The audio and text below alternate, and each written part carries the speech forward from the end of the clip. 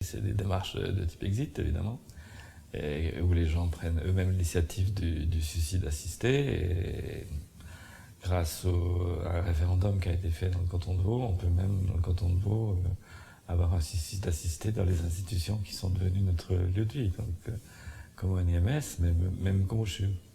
C'est clair que la réponse des soignants, et notamment des gens qui sont préoccupés par les soins palliatifs, est la plus grande prudence à l'égard d'Exit, parce que on peut enregistrer quand même une certaine sidération des familles, pas toutes, hein.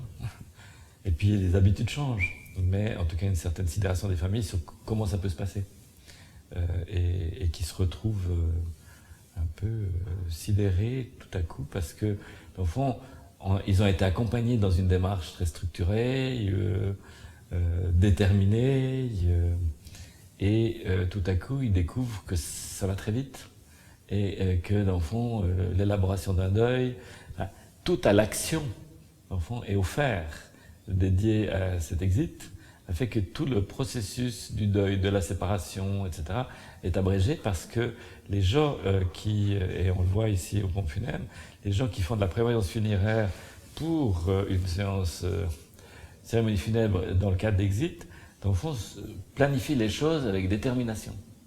Alors que la préparation du deuil, c'est le doute, c'est l'incertitude, c'est l'espoir, c'est le désespoir, c'est l'ambivalence, c'est 1000 affects qui ne sont pas une détermination. Et j'ai plusieurs fois entendu, dans le fond, que la personne qui une fois qu'elle a pris son produit, dans le fond, arrête de communiquer, comme si, voilà, alors qu'on peut continuer à communiquer jusqu'à la mort. Mais je ne suis pas un spécialiste d'Exit. Par contre, je dirais que dans le canton de Vaud, on a voté par référendum sous le prétexte de la liberté de la personne. Mais je ne suis pas sûr qu'on soit ni autonome ni libre. On est autonome juridiquement, on est autonome philosophiquement au moment de sa décision, si on a son discernement. Mais je pense que quand on est amené, et les histoires que j'entends, à prendre une telle décision, on est autonome, on n'est pas autonome complètement. C'est-à-dire qu'il y a une vulnérabilité derrière qui nous amène à ça, sauf dans quelques situations très particulières. Donc je dirais que la réponse qu'on offre de la part des soignants, c'est plutôt un accompagnement de type soins palliatifs, pour autant que les conditions soient favorables, un accompagnement de gestion des symptômes, de la douleur, un accompagnement avec des proches. Enfin, il me semble qu'il y a des manières qui permettent quand même de surseoir, sauf pour quelques exceptions vraiment évidentes, à une démarche exit. Mais ça, c'est mon point de vue.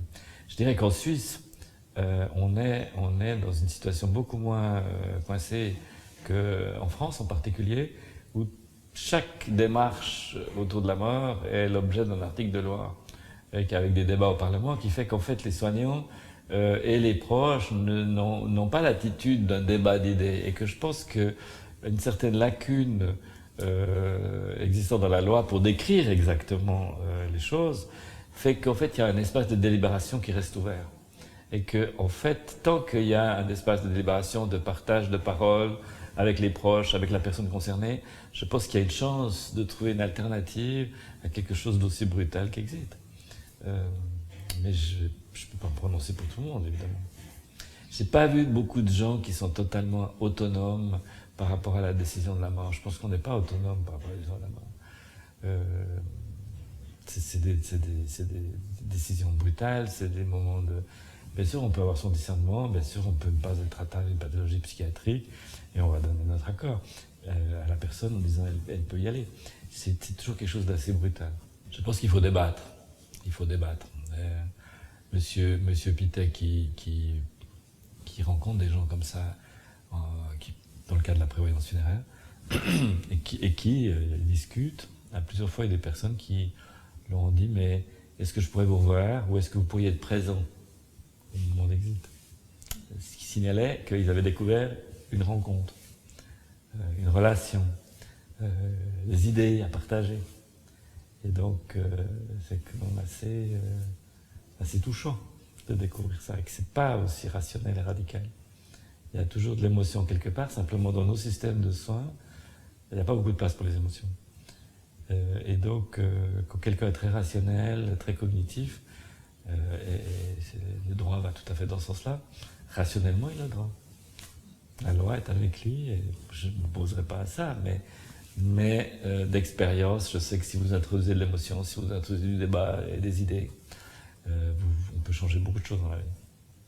Et on peut atterrir autrement dans ces rapports à la mort, au destin, à l'abandon, à la séparation, parce que derrière la mort, il y a tout ça. Comment on s'est construit dans la vie,